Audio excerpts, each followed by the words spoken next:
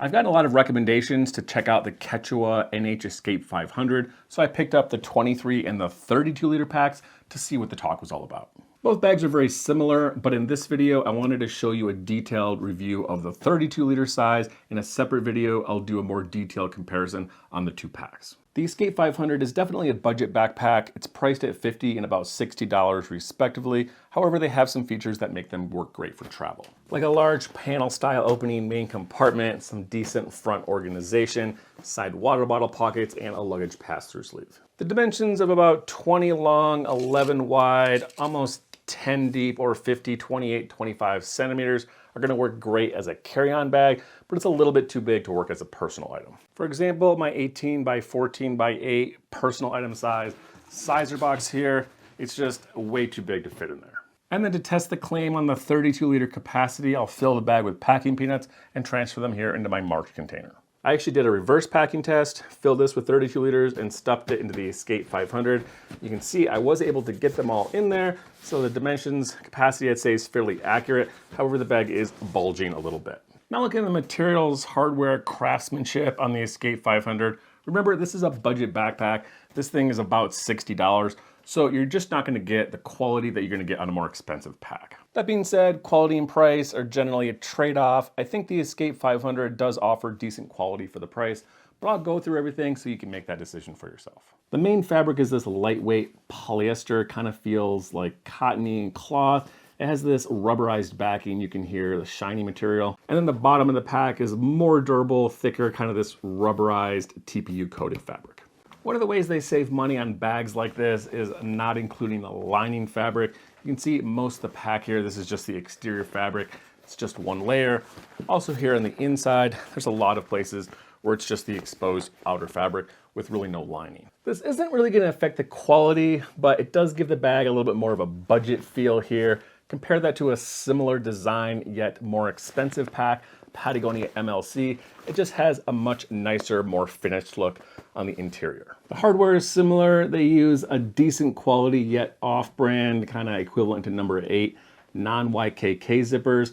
However, they seem to be of decent quality and they run smoothly.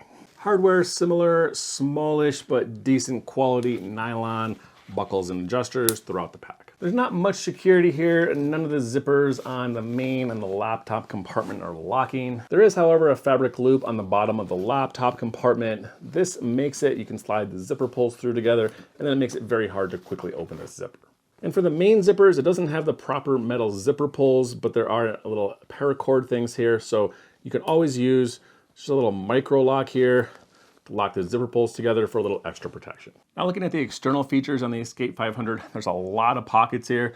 These two larger front pockets, side pocket, top slash pocket, two large water bottle pockets, side secret pocket, and an external laptop compartment. These pockets here are going to be the bulk of your small gear organization. This front is the largest, but still rather smallish front organizational pocket. It has a couple of mesh sleeves here, and a further zippered pocket goes all the way down to the bottom with a little plastic key leash. And you can see from the side there's a couple of creases in here, so you can actually pop this thing out. You can stuff a ton of gear in this pocket. However, if you do fill this thing all the way up, you're going to be way over the depth dimensions. There's an additional kind of quasi secret pocket tucked in here behind the seam. Full length of this pocket, and the volume also takes up the full front panel, but in front of the back area. This little top pocket is small. It pops out a little bit, but it really doesn't have any volume, so you can't fit much more in here than maybe a pair of sunglasses, a small travel wallet, or some keys. And then last but not least, top slash pocket. This thing is kind of medium size. There's no further organization, no pockets in here. I'd say you could probably maybe fit 3 apples in here. Coming around to the water bottle pockets, these things are huge. There's 2 of them on each side. Very stretchy, kind of breathable mesh with a side access back here, similar to what they use in the new Osprey packs. These things are huge, easily gonna fit pretty much any water bottle you wanna put in there. This is that 1 liter style Nalgene.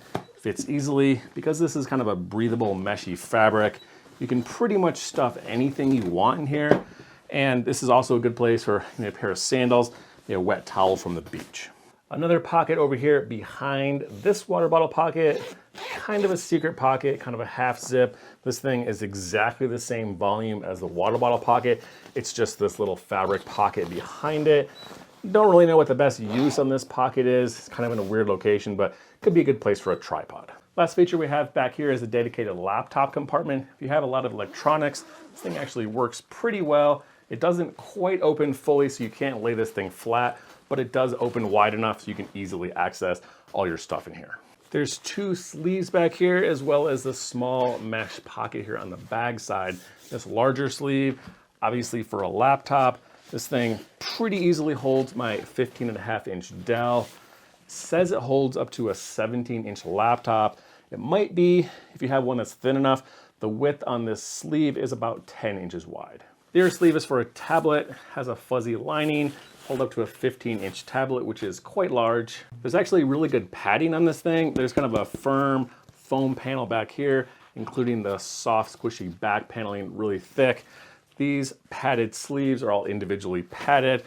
And then there's not really any padding on this side, but you're protected by your gear. And there's a large false bottom on the laptop compartment, probably say at least 2, if not more inches off the bottom of the pack. Now that we're on the back here, I'll show you the carry system. Very wide, thickly padded shoulder straps, easy to adjust sternum strap here, and then a webbing hip belt. The shoulder straps are wide, they're well padded with a mesh backing. However, I find the shape kind of fits my shoulders weird. You can see from the side when I bend the shoulder straps up to match the curve of my shoulder, they curve a little bit out more, tend to put more pressure on the outside of my shoulder. You can alleviate this with a sternum strap to some extent. Most straps do this a little bit, but I found it to be a little bit more pronounced in this bag. To show you what I mean, it's a little bit hard to see with the camera angle here, but it's pressing more on my shoulder on this side than on the inside. You can see I can fit my fingers over here pretty easily. It's kind of popping out from my shoulder. The sternum strap does help a little bit, but it still can't get it to go away. I don't see this as really being an issue. The way I have the bag packed here, it's really not that heavy. I don't have my laptop in here. I don't notice anything going on weird with the shoulder straps, but this could be an issue for me if I had a lot of weight in the pack. I'm not super impressed with the hip belt on this bag. It's really just a thin, like 1-inch nylon webbing here with a little small buckle. This thing doesn't really do a great job on taking the weight off of your shoulders because it's just really not very thick. You can get a lot of weight in a 32-liter pack, so it would be nice, even if it was short, to have a little bit of padding over here on the side. This thing isn't removable, which it would be nice if it was. However, there is a little pocket over here on the side that you can tuck it into if you don't want to use it, which was how I ended up wearing the pack. However, the back padding is great. It's really thick. You can see from the side.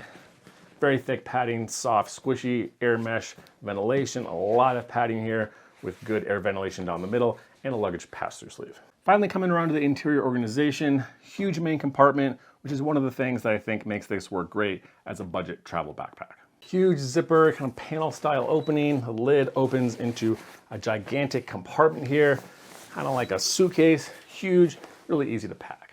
There's some organization in here. On the lid side, we have this largish zippered mesh pocket. On the inside here, a little sleeve for a battery charger. And then there's a small hole here that pops out if you want to put your phone or something over here in the side pocket. There's this kind of bungee sleeve here. I'm not really sure the best use on this. You could just kind of put anything back here. You could put a water bladder in here. That would work great if you could fit the hose through this little hole here, which I think would be tricky because it's very small. So I'm gonna save the packing demo for a later video for my comparison with a 23-liter version. These bags are really similar, but I'll do some breakdown on the comparisons and then I'll do a little bit more detailed packing test so you can see how much gear you can fit in each size in this bag and kind of how to pack them. Now, quick summary on the Quechua Escape 500. This is a decently organized travel backpack. It's very inexpensive, large, easy to pack main compartment. This thing can get you out the door on the road for a very reasonable price. The materials, hardware, craftsmanship on this bag, I wouldn't say are high quality, but they're decent enough to make this bag functional for travel. I like Quechua's focus on a huge main compartment. It's really the meat and bones on this pack. They do have some decent organization, some good functional side pockets here, as well as a well-padded laptop compartment. My biggest con with this bag is the shoulder straps. It could just be the way the bag fit on me, but I didn't find these shoulder straps fit very well on my body. Tended to lean out and put more pressure on the outside of the strap. That's all I have for my review on the Quechua NH Escape 500 32-liter travel backpack. Hope you stick around for my review on this one versus the smaller one. Let me know if you have any questions in the comments below. And again, thanks for watching.